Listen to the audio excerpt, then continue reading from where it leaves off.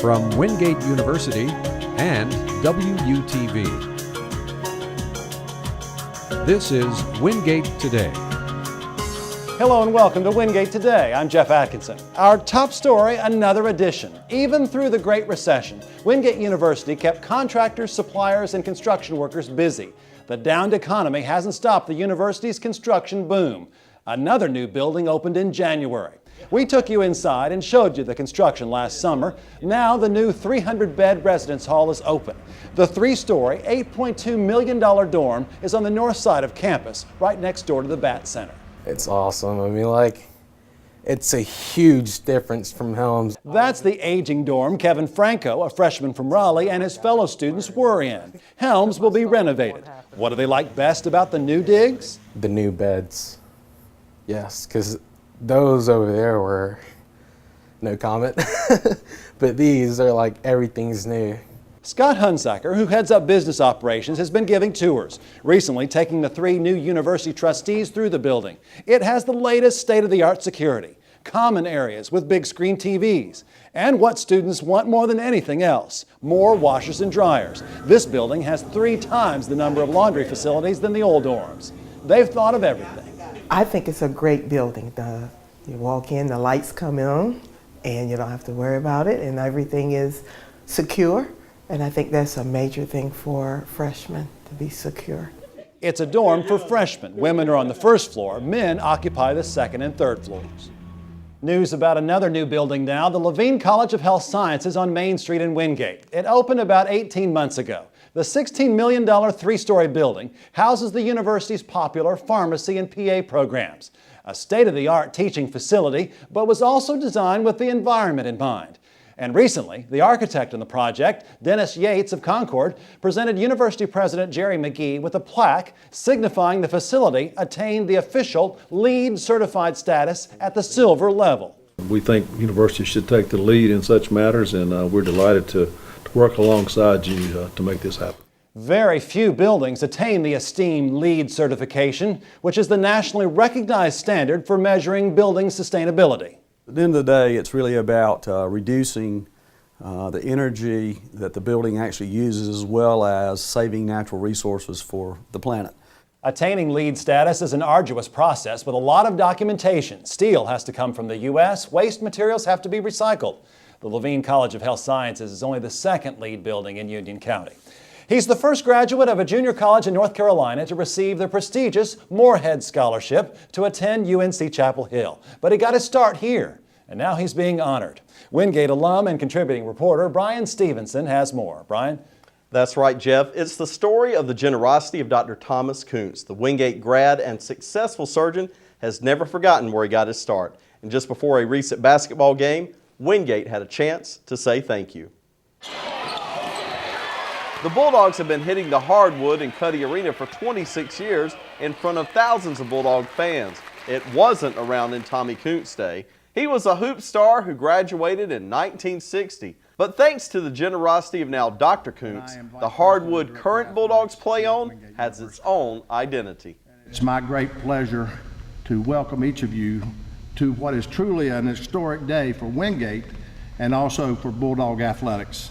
On December 8th, the university said thank you for years of love and support to Wingate in front of several hundred fans and student athletes. Thank you, Dr. Koontz, for all that you've done for all the athletes here. And that does nothing but build the spirit of all the athletes. And I think that it makes it easier for us to believe in the Bulldogs. So thank you. The man who gave Dr. Koontz his start at Wingate was there as well, his coach, Francis Essick, who told the audience about Dr. Koontz's charity work in the Winston-Salem area. And the last account I had, they had done $4 million worth of free surgery for people that could not afford the surgery. This is an indication of what this guy has done throughout his lifetime. This man has shown the world how much he cares. And Tommy, I could not be prouder than to say to you, friends, you have lived a great life. You've done a good job, and I am so proud of you, I can't stand it. Those who didn't know Dr. Koontz before the dedication were starting to get a picture of why they were there and why this honor was being given to him. Greatest thing about Tom Koontz is that it's never about him. The selfless attitude even reflected in the actual name of the court, because Dr. Koontz didn't want the name to single him out. The Thomas Koontz Family Court will forever be a reminder of his dedication to Wingate University. After the ceremony, I had a chance to sit down with the honoree. I've always been a bit uncomfortable in the spotlight. I prefer to work behind the scenes. But I'm fortunate to have a great family, a loving family. They've been constant in their support to me, and I thought, after I'm gone, it would be great for my grandchildren to come back to Windgate and see that, and perhaps even my 2 grandchildren may go to school here, who knows. As the Bulldogs took the floor just an hour after the dedication, you could tell that this day was going to continue to be special. The newly dubbed Koontz Crazies were treated to a thrilling performance by the Bulldogs, who seemed to have an extra pep in their step that day. The final thank you that day came at halftime from the entire crowd. 2 simple words that Dr. Koontz hopes will come to mind years from now when people see his family's name on the floor. I hope they'll say, there's a man who loved Wingate enough to say thank you. Truly a guy who has said thank you, and it was a great time for Wingate to say thank you back to Dr. Koontz. You said it in your story, Brian, such a humble man. He really is. It was a great time sitting down and chatting with him. You really get a sense for how much he loves his university. And the university had a good chance, even in some small ways. One that he really got a kick out of were these Koontz Crazy t-shirts that all of the students had on that day. Koontz Crazy. The name is catchy. We hope it sticks. Brian Stevenson, thank you very much. In an age when there's increased focus on the cost of college and students who don't graduate on time, Wingate University has an initiative that addresses both of those concerns. It's encouraging students to try out summer school, a trend that seems to be catching on. It's our cover story. Thank you, appreciate it. Dead of winter and the lines are long at the gourmet food truck Wingate University brought to campus recently. Poppy Queso Streetery of Charlotte, its specialty, high-end grilled cheese sandwiches, was parked in the Camden Promenade to serve lunch. Brian Stockholm is the chef and owner. There was a line started before the window went up. As soon as it went up, it just kept growing, and all day long. It was great. It was nice and steady, and just the way we like to see it. Just, about 30 deep at all times. Just keep it moving. Students like Jasmine DeBerry loved it. Reminds her of the food truck she's seen in Charlotte. Is this something that we should do more often? Yeah, definitely. Change it up a little bit. Get some chicken wings here. What's a street food truck have to do with summer school? It's part of a marketing campaign Wingate's launched. The message, come to school in the summer and we're going to make it fun. Martha Asti, Senior Vice President for Academic Affairs, went to a conference last year and saw how many universities are now appealing to students to attend summer school, offering beach balls, sunscreen, and catchy slogans. This one says, make the nation's capital your classroom, with hopes students will stick around for the summer. Asti says it's a real deal for Wingate students. One of the advantages of summer school is that our tuition in summer school is discounted, and the tuition that one pays in the summer is about half what a student would pay. Wingate's offering more classes than ever before and says scholarships and loans are available, and members of the community are invited to take classes. Over the holidays, the university's Marketing and Communications Department mailed out 1,400 koozies and bookmarks to WU students touting the advantages of Wingate summer sessions, which include lower tuition, relaxed atmosphere, and fun activities planned. We're hoping that this will give students an opportunity to get ahead, or to anticipate an earlier graduation, or to catch up. And yes, Poppy Queso will be back, as what he's launching takes off as well. We've started a corporation dedicated to street food, so this is our first implementation into the street food market, and we just want to help elevate street food in Mecklenburg and in North Carolina, and then introduce new concepts. Summer school classes will be offered Monday through Thursday, allowing for a long weekend. And yes, the university plans to have street food trucks and host outdoor movies and concerts. To find out more about Wingate's summer sessions, go to summer.wingate.edu. Well, if you like the cold, you're going to like this next story. Check this out. For the second year in a row, Wingate students took the plunge, an event called Polar Plunge, jumping into the pool at the South Village Apartments. There were some, however, who didn't go willingly. As you can see, Rhett Brown, Vice President for Student Life and Enrollment Services, being thrown in. Students fill donation jars, and whichever faculty, staff, or administration official collects the most money has to take the plunge. Brown was the top vote getter. Organizers made the water extra cold. We had 2 large trash cans, and then we had the athletic coolers. We put about 10 of those in there, I would say, so it's really cold. All the money raised for the Polar Plunge went to Toys for Tots for Christmas gifts for children. Time now for sports, and with us is the voice of Bulldog Sports, Ryan Brown. Happy New Year, Ryan. Jeff, Happy New Year to you. As much excitement is building for 2013 and the year to come, we have to take a look back at 2012, an incredible year again for Wingate Athletics. Here are your top 12 performances individually of 2012. Coming in at number 12, Christina Matheny and Steve Hammond earned Division II provisional marks. Matheny cleared 1.68 meters in the women's high jump at the Duke Twilight, while Hammond became the first male to post a provisional time with a 9:18.88 in the 3,000 meter steeplechase at the NC State qualifier. At number 11, freshman pitcher Miranda Paul went 14 innings over 2 games without allowing an earned run, leading the Bulldogs to 2 wins over Newberry. He finished with 22 wins in 2012, 137 strikeouts, and a school record 281 innings. At number 10, freshman golfer Lucia Carriega shot a final round at 1 under par 70 in the SAC tournament to go from 8th to 2nd place alone. She posted 5 birdies, and her 1 under par score was the low round of the tournament. And at number 9, senior Jamie Vaughn scored 29 points in Wingate's 32-point win over Newberry. He made 10 of 15 shots, including 6 of 7 from downtown. Vaughn was the first team all-conference selection and led Wingate to a SAC championship and NCAA tournament berth. At number 8, senior Drew Owen won 2 matches to lead the Bulldogs their first ever NCAA tournament win over Mount Olive. He won 8-2 in his doubles match and followed it with a 7-6, 6-3 win in the number 2 singles to clinch the victory.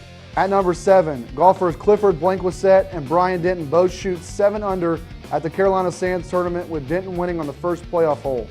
Denton shot 69-68, while Blanquisette fired a 67 and a 70. Wingate as a team shot a school record 20 under in the event. At number 6, freshman outside hitter Shelley Stump had career highs of 22 kills and 20 digs in the SAC tournament championship game to lead Wingate to a 3-2 win over Tusculum. She was named SAC and Region Freshman of the Year. At number 5 performance is senior wide receiver Chris Bowden, who had a school record 16 receptions for a school record 262 yards against Mars Hill. Bowden's touchdown receptions were from 34 yards and 45 yards. He was later named SAC Offensive Player of the Year and a Harlan Hill finalist. At number 4, junior cross-country runner Keely Wood, who finished 2nd at the NCAA regional meet, punching a ticket to the national meet where she was region's top finisher. She registered a career best time of 22:21 and previously won the SAC championship meet by a 30-second margin. At number 3, senior outfielder Casey Allison homers 3 times in 1 game at Limestone. Thanks to the big day against the Saints, Allison led the country with 22 homers on the season and was named All-American. At one point in 2012, Allison homered in 7 straight games. Sophomore Jade Montgomery had her 4th career hat trick in the SAC tournament quarterfinals against Newberry, leading the Bulldogs to a 4-1 win. She led the nation with 21 goals in 2012, becoming the first women's soccer player in history to earn All-American First Team. And our top performance of 2012 is 2-time national champion swimmer Marco Blazewski, who finished 3rd in the first heat of the 400-meter individual medley in the 2012 Summer Olympics. The night before Blazewski's swim, he carried the flag for Macedonia and was pictured on NBC's broadcast in front of a worldwide audience. And what an incredible year it was. What's coming up, Ryan? Well, Jeff, February will mark the beginning of spring sports, all in action, continuing on with those winter sports. And 2013 top moments will all begin there. Ryan Brown, thank you very much. Elementary school kids from around the area were presented with a rare opportunity in December, a chance to spend the day outside the classroom and in the halls of higher education. 450 fifth graders from Union and Stanley counties were invited to campus for the day. They took tours, heard from motivational speakers, were treated to lunch, they had pizza of course, and then took in some college hoops action.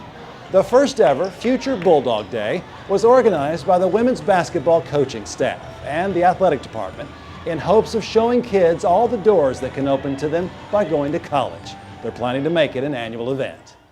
Ben Richardson is with us now for this month's segment on Blog Talk. What's the big news in social media that you're covering now? Well, Jeff, just about everybody today has some kind of smartphone, whether it's the Apple iPhone or the Samsung Galaxy S3. And if you'll recall, last month we did a challenge to see which phone was better. And based on the results, it showed that a 2-to-1 ratio, iPhone 5 won over the Samsung Galaxy S3. With all the commercials back and forth, battling each other out, it was very interesting to see which one would come out on top. One of the fastest growing social media platforms today is Pinterest, which is an online pinboard style photo sharing website that allows users to create and manage theme-based image collections. Users can browse other pinboards for inspiration, repin images of their own to make collections, or also like photos. Wingate is now one of the many utilizing Pinterest to engage members in the online community. With boards like campus, dorms and apartment decorating ideas, traditions, and Woo World, we were able to encourage students and the online community to engage, interact, and inspire one another. Remember, you can find us at pinterest.com/WingateUNIV. Ben, we've heard a lot about Facebook and Twitter. Not a lot of people know about Pinterest. What do you think the shelf life for this social media platform is? Well, Jeff, because it's photo inspired, I really feel like it's going to catch on and it's going to last because people always enjoy seeing pictures of themselves, others, and it's just a great platform for engagement. Ben Richardson, thank you very much. Coming up on Wingate Today, climbing Kilimanjaro. A Wingate alum tackles the world's 4th tallest mountain. Why did he do it, and what did he learn? And later, meet a man who leads one of the most profitable companies in the country. What's his secret for making money? We'll be right back.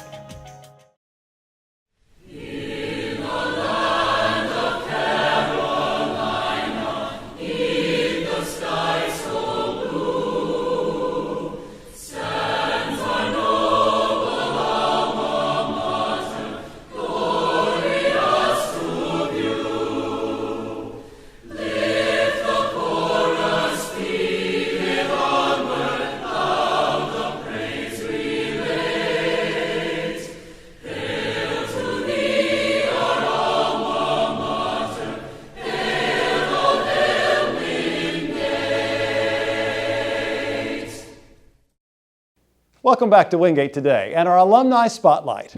What would cause a man who's barely traveled outside Union County to scale one of the tallest mountains on the planet? Was it bravery, insanity, or something else? You'll see in our Alumni Spotlight.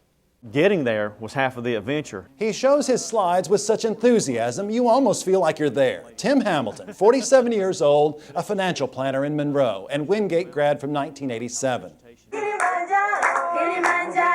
Last September, he joined a group of 26 Rotary members from the Charlotte region on a journey to Mount Kilimanjaro. They sent an email out and I said, sure, let's go, and not realizing what I was getting into, quite honestly. Kilimanjaro is in Southeast Africa, the country of Tanzania, 8,000 miles from here, the 4th tallest mountain in the world, more than 19,000 feet up, 59 Bank of America towers tall. It was difficult for me. World-class athletes had tried to get up there and the altitude sickness got them and they just couldn't get up. Tim had never tried anything like this before. In fact, he'd never been out of the country except once as a Wingate student on a winter national trip to London. The climb took 6 days, 54 miles through 5 climate zones. One day they hiked for 16 hours straight. I could barely stand up straight. And so I was climbing all night long and I was just sure wheel trying to get up this mountain because there was 3 or 4 of us that were in the same boat. Not all made it. A couple of them had to be carried down the mountain on stretchers. This is the ambulance service, he told us. But at the top, there's only one word: breathtaking. What was he thinking? Lord, give me the strength to get down. I mean, I was completely exhausted. They put together this video to document the trip. They were definitely chasing the sun, which begs the next question: why? They had a purpose. We have polio on the ropes. We are just this close to eradicating it worldwide. Tim told us the journey to Kilimanjaro was to raise funds and awareness to fight polio. Believe it or not, the disease still exists in 4 countries in the world. We don't realize it, but because we don't have the immunizations here anymore, we are prone to having a breakout here if it ever raises its head again in the United States. So he says Rotarians and others are committed to eradicating polio worldwide for everyone's benefit. His group, 26 people, raised $106,000 and made memories to last a lifetime. Go after your goals. Go after something that gets you out of your comfort zone. I think it gives you some good stories to tell, and it makes you appreciate life a little bit more. So you're thinking of climbing Mount Kilimanjaro? Here are some things to keep in mind. Plan on spending about $6,000. That's for transportation and lodging, equipment and medicines. You want to be physically fit. Tim Hamilton says he spent months at the gym before going, and there's no substitute for experience. In Tim's group, there was a fellow Rotarian who's climbed Kilimanjaro 25 times, 4 times in 1 month this summer, which hasn't been done before. Now from scaling mountains to music scales and the written word. Kim Williams is here now with a segment we call Overtime, which features people who go above and beyond, who stretch the limits, out of the ordinary. Kim? Kevin Winchester is certainly one of those. He takes his writing ability to many levels. He works at Wingate University as a writing professor, director of the Writing Center. He's a songwriter and a musician. To Kevin Winchester, it all unfolds together as it should. Writing led to music, which led to songwriting. It's just kind of a natural progression. I've always played music and I've always written, so the two kind of go together. When I first started writing, I thought I wanted to write poetry, and poetry just kind of naturally led to songwriting. So I've just always done it. Kevin is in a band called 3 Point Hitch. The 3 members, Kevin, Billy Bost, and Andy Austin, have played music for more than 20 years and currently perform at Henson's on Highway 74 the 3rd Friday of every month. We've been playing together so long, we don't really have to rehearse a lot. They play Americana, classic rock, country, and blues. When Kevin isn't playing music, he's probably writing. His work has appeared in several literary publications and anthologies. His first book, Everybody's Gotta Eat, is a short story collection. A lot of my work is a little dark, it's Southern Gothic. His recent book, On Trembling Ground, written under the pen name of A.P. Newell, takes place in the fictional town of Mason. This is Monroe, North Carolina. Modeled after the town of Monroe during the 1961 race riots, a time of tension and controversy in America. Winchester's story follows the McAllister brothers, long divided by their notions of family and country, as they reckon with their past and pledge their allegiances with much at stake. Kevin, who graduated from Wingate, returned to campus and brought his expertise to the role as director of the Writing Center. I like teaching, and obviously I really enjoy writing. When Kevin started in the Writing Center 4 years ago, they had been averaging 60 tutoring sessions a year. His first year, there were 600 sessions. Now, between 12 and 1,500 sessions are held each year. For Kevin Winchester, the words and the music continue to flow naturally. Kevin's books are available locally and online. He certainly is multi-talented, multifaceted. What's ahead for Kevin? Well, he has a 3rd book that's being reviewed by a publisher, and he has a reunion concert planned with a band called Ransom that might be performing at Buddy's Point, Monroe. Kim Williams, thank you very much. Wingate University's brought many speakers to campus over the years, world leaders, sports figures, celebrities, but none like the one you're about to meet. He's not only taking a successful Fortune 500 company to new heights, he's investing in generations of people. He started in the drug business 30 years ago in Los Angeles at 25 years old when he joined the LA Drug Company and worked his way up through the ranks. Fortunate, the company he worked for grew through mergers and acquisitions. Today, David Neu is president of AmerisourceBergen Drug Corporation, a $90 billion pharmaceutical giant that distributes every day 1/3 of all the pharmaceutical products in the U.S. A huge responsibility, he says. One of the world's largest pharmaceutical companies, there's no drug made today that they don't stock. It really is my great pleasure to be here with you. On a day last fall, Windgate invited him to speak to the university's business administration and first-year pharmacy classes. When I was thinking about the message, there's so many things to talk about, especially in healthcare. What's special about Dave Neu, other than he's willing to ride a camel? He's been a business executive for decades and never got a bachelor's degree. Still doesn't have one. He did, however, the remarkable, convince prestigious Pepperdine University in Malibu to let him enroll in its MBA program. Neu got his MBA in 2009, and he speaks candidly to students today about what he did with it. I went out in front of my cohorts and I gave them my word. And I said, my wife and I are going to do this. I don't know how we're going to do it financially, but we're going to sort it out. Neu and his wife started scholarships and funded programs at 4 institutions: Hampshire, Westchester, University of the Pacific, and Windgate, making a commitment to provide 4-year scholarships to students of need every year for the rest of their lives. Here, Neu's endowed scholarship goes to an undergraduate pre-pharmacy major. It's not just about the new building. It's not just about aspirations to be bigger and better. It's the personal touch and the passion, and I see it here, and I feel it with the faculty, staff, and I feel it with the students. He says he'll never forget the first student he and his wife helped send to Westchester, Kurt Van Mole, a kid raised on food stamps but who had a fire in his belly. What it does for him is a small piece of what it will do for the generations of people in his family, because it does something for his kids and his kids' kids. And you know, we've gotten very organized around that passion now. David Neu has some sage advice for students. He says careers matter. Spend time helping people around you with theirs, and yours will take care of itself. If you'd like to see Dave Neu's remarks to students in their entirety, we have it linked at our website. Go to wingate.edu/go/WUTV.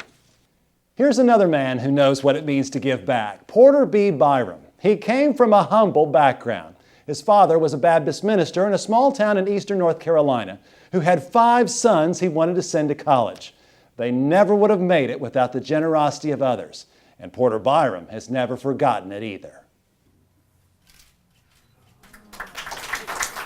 Last December, when President Jerry McGee took the wraps off a new bust of Porter Byrum, he had some powerful words for the man who singly contributed more to Wingate University than anyone in his 116-year history. Mr. Byrum, you have changed everything here. You have made everything here better. Byram's donation, a record $20.9 million, came when he sold the historic Park Road Shopping Center in South Charlotte 2 years ago. The 92-year-old still has an office here. His money came with no strings attached. It's being used for everything that enhances the student experience: new classrooms, new programs, and scholarships. 60 current freshmen are able to attend Windgate this year because of Mr. Byram's gift. They posed for a picture and had it framed and given to him last year. All of the Byrum scholars who've joined us today, if you all would please stand. And in December, the university hosted a luncheon with the benefactor and beneficiaries. And Gabrielle Vallis got to say thank you. I was really looking forward to meeting him because of everything that he's done. And when he came in, I just thought he was the cutest thing ever. He just looked so friendly.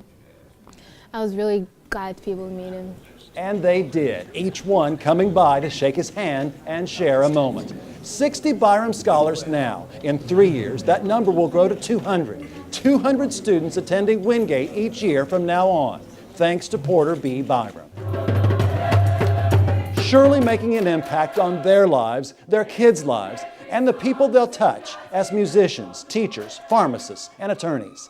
The love shown touched this humble man deeply. Jeff, I'm just overwhelmed. You know, you get a feeling sometimes of things you deserve, and you look for them. But I didn't deserve all this attention that I've gotten today. I'm thrilled with it. It does my heart good. Byrum told us what he's done is what his dad would have wanted him to do. His parents instilled the virtues of stewardship and sharing. The education they get, how much good this will do. And if we can multiply this, multiply. The sculptured bust of Mr. Byrum sits in the lobby of the Porter B. Byrum School of Business. It was created by award-winning sculptor Stephen Smith, who lives in Marshville. Want to tell you about a new show we're debuting here on WUTV Channel 22 that we hope you'll enjoy. It features the faculty of Wingate University, a program called the Wingate Lecture Series. We're going to be going inside the classroom, giving you a chance to learn about some of the most interesting subjects being taught today. Episode 1, with Dr. John Acquaviva, explores the #1 killer of Americans today, heart disease.